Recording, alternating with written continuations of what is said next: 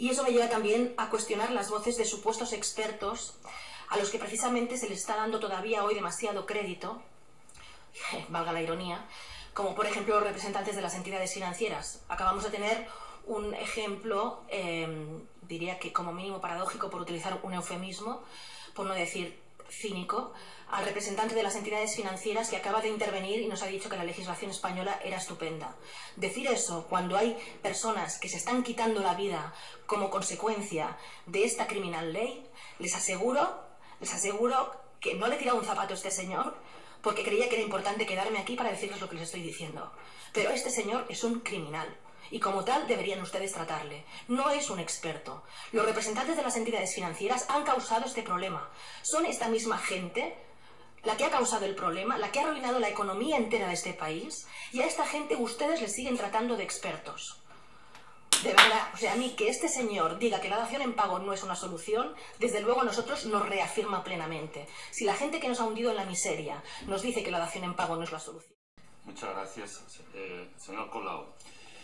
Mire, usted ha sido invitada aquí por un acuerdo de todos los grupos que están representados, en primer lugar, de todos los grupos, y por un acuerdo muy claro y muy conciso. En segundo lugar, aquí, en esta casa, la libertad de expresión es una regla de oro, y particularmente para quienes están representando a los grupos de oposición. Pero tenemos unos límites, señora Colau. Usted hoy, si hubiera sido diputada, le hubiera tenido que llamar al orden en un momento determinado de su intervención por graves conceptos ofensivos que ha manifestado usted hacia el interviniente anterior. Le quiero pedir que retire, para que se retire, porque esto naturalmente queda escrito. No va a hacerlo, pues, mire usted, el próximo, yo le he llamado en este momento... Claro, no le puedo llamar al orden al no ser un diputado o diputada, pero le aseguro que si vuelve usted a decir eso tendré que suspender esta comparecencia. Usted no puede llamar lo que ha llamado al interviniente anterior, que ha sido también cordialmente invitado, como ha sido usted, y usted puede tener las diferencias de criterio más abismales con él, pero usted no puede verter las gravísimas ofensas que ha hecho al señor interviniente anterior. Y le ruego por segunda vez que piense que lo que ha hecho usted es muy grave, con una ofensa muy grave, y que le ruego que la retire para que no conste en el acta de hoy. Yo lo único que le puedo responder es que lo que me ha faltado, y creo que le ha faltado a muchísima gente, es que esta llamada de atención se la hubiera hecho usted a compareciente anterior, cuando ha ninguneado y despreciado el sufrimiento de miles de personas, ha negado el problema, ha dicho que no se producen lanzamientos y que la ley actualmente funciona muy bien. Creo que le debería haber llamado la atención porque realmente ha despreciado y ha insultado. Hay muchas maneras de insultar, hay muchas formas de violencia y hay muchas formas de desprecio. Y el compareciente anterior, le aseguro que a la gente con la que yo estoy cada día en las calles y luchando contra este problema, les aseguro que nos ha ofendido profundamente. Bueno, yo considero desde luego que no ha habido ningún tipo de ofensa de la gravedad que usted ha dado al compareciente anterior, y luego le quiero decir claramente que aquí quienes estamos representamos a todos los españoles a través de unas urnas. Entonces usted viene con la legitimidad que crea usted adjudicarse con muchas firmas y con mucha gente. Aquí los que estamos representamos a todos los españoles después de haber pasado por unas urnas y democráticamente respetando las reglas del juego democrático. Entonces, le ruego también que, a lo mejor no era su intención, pero, oiga, aquí hay varios grupos y algunos nos hemos visto como si nos amenazasen. Y usted, nosotros, cualquiera de los diputados, en su libertad de conciencia, votará lo que crea conveniente la semana que viene y la próxima. Pero usted le rogaría que no nos amenace si votamos o no votamos lo que un compareciente o una compareciente nos diga. Y le reitero, ha venido usted invitada con toda cordialidad, y usted realmente hoy ha empleado en algunos momentos, por una parte, conceptos muy ofensivos al interviniente anterior, al compareciente anterior, y después nos ha hecho algunas amenazas a los diputados y diputadas, y creo que eso, al menos yo debo decir, conste en acta que no estoy en absoluto de acuerdo.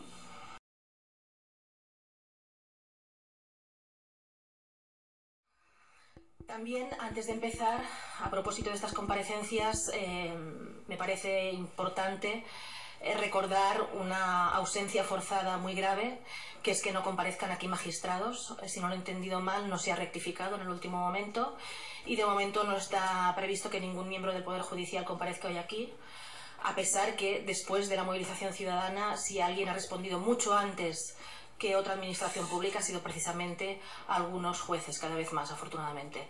Entonces, decir que realmente nos sorprende y no entendemos que si realmente se quiere abordar este problema, no se escuche hoy aquí a los magistrados y especialmente al señor Seijóo, que seguramente es uno de los primeros que abordó este tema y que alertó y denunció lo que estaba provocando la injusta ley que tenemos.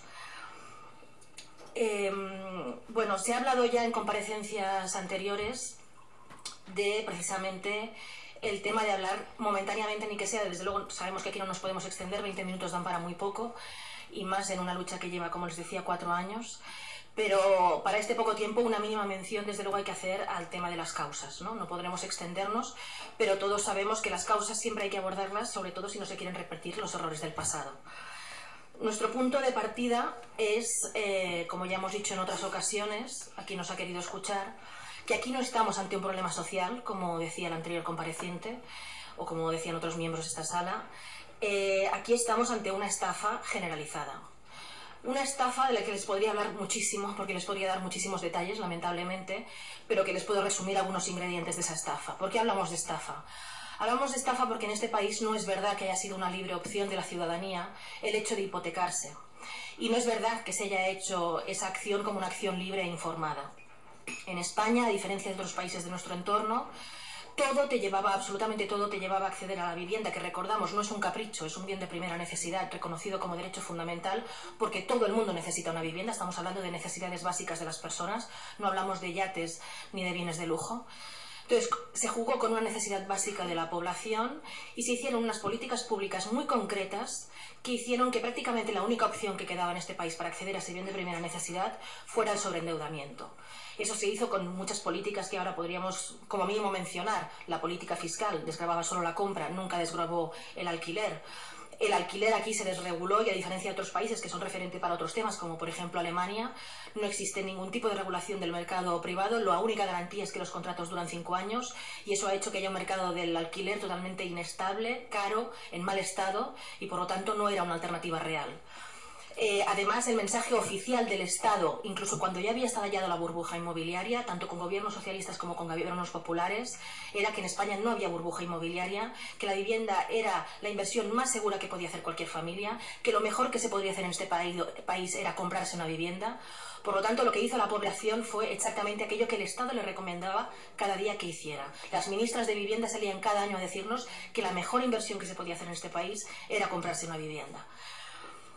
Además, podríamos recordar también, evidentemente, el papel de las entidades financieras, que no solo secundaban estos mitos de que la vivienda era una inversión segura y de que no había burbuja inmobiliaria en el Estado español, a pesar de que muchos indicadores alertaban de que, en cambio, sí que existía, y la propia sociedad civil, una vez más, lideró ese debate, y en 2006, cuando se negaba oficialmente que existiera burbuja, fue la sociedad civil la que denunció la existencia de esa burbuja.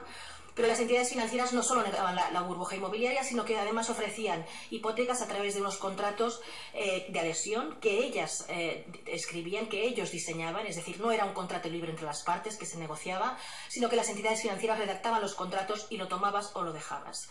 Claro, la gente necesitaba una vivienda, no tenía esa libre opción que decíamos antes. Además, toda la presión era, si no lo coges ahora, mañana te costará más, con lo cual te va a costar más dinero, mejor cómpralo hoy.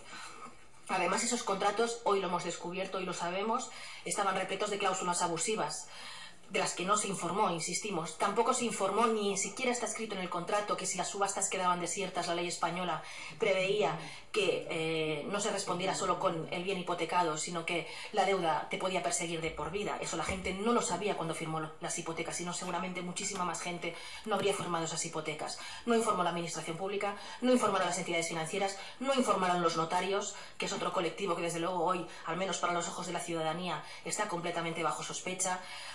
Luego, esas hipotecas se hicieron con tasaciones completamente infladas, de precios totalmente sobrevalorados, con unas tasadoras que imponía siempre la entidad financiera, que no ponían nunca a las personas afectadas. Por lo tanto, una vez más, estamos en un desequilibrio manifiesto de responsabilidades. Podría seguir muchísimo, pero entiendo que tenemos poco tiempo y, por lo tanto, desde luego, si les podemos hacer llegar muchos materiales que tenemos escritos sobre este tema y si quieren luego profundizar sobre algún aspecto, pero creo que he dicho ya suficientes elementos como para que entiendan por qué nosotros estamos hablando de estafa hipotecaria. Porque aquí ha habido algunos que han hecho un grandísimo negocio, algunas administraciones públicas durante unos años se han financiado con este negocio inmobiliario, inmobiliarias, constructoras, entidades financieras, y cuando todo está estallado porque era insostenible, no están asumiendo ninguna responsabilidad y, en cambio, toda la responsabilidad está cayendo única y exclusivamente en la parte más débil, en la parte más vulnerable, en la ciudadanía que necesitaba acceder a un bien de primera necesidad como es la vivienda. Por eso sí nos parece importante recordar cómo se ha gestado esta estafa. Aparte de esto, como cuestión preliminar, antes de entrar a hablar de las propuestas, nos parece también muy importante subrayar el papel que, una vez que todo esto ha estallado y que se ha conocido la estafa y que se han conocido los efectos devastadores de esta legislación injusta y anómala, el papel que ha jugado cada uno en todo esto. Y sobre todo destacar el papel de la sociedad civil, a la que desde aquí, desde luego, queremos felicitar enormemente desde la plataforma Afectados por la Hipoteca, porque frente a la adversidad y la injusticia, la sociedad civil está dando una lección a los supuestos expertos, esos mismos expertos que no preveyeron la burbuja y no hicieron nada por impedirla. La sociedad civil es la que ha estado liderando en todo momento tanto la denuncia del problema como la propuesta de soluciones. Como decía, las plataformas de Afectados por la Hipoteca nacieron hace 4 años ya en Barcelona. Entonces el problema estaba completamente invisibilizado. En estos 4 años, estas plataformas y las miles de personas que se están organizando con estas plataformas han hecho lo que debería haber hecho la administración pública. Es decir, primero, ver venir el problema, organizarse inmediatamente para hacerle frente porque se detectó una gravísima vulneración de derechos fundamentales con riesgos enormes para las vidas de las personas, como desgraciadamente se está comprobando. Denunciar el problema y visibilizarlo, pero no solo eso, sino que buscar soluciones a corto, medio y largo plazo. Las plataformas de Afectados por la Hipoteca inmediatamente recurrieron a todo tipo de expertos que afortunadamente han colaborado de forma desinteresada, también expertos juristas y economistas, y inmediatamente se detectó como problema fundamental el tema de la deuda y el tema de la pérdida de vivienda, en el tema de la estafa hipotecaria. Frente a eso, se diseñó inmediatamente una propuesta legislativa, que es la que hoy se ha acabado reuniendo en una iniciativa legislativa popular en la que seguidamente pasaré a hablar. Pero además de diseñar inmediatamente, hace ya 3 años, las propuestas de reforma legislativa que hoy de hecho están centrando el debate social, se organizó para hacerle frente cotidianamente a esa vulneración de derechos fundamentales. Desde la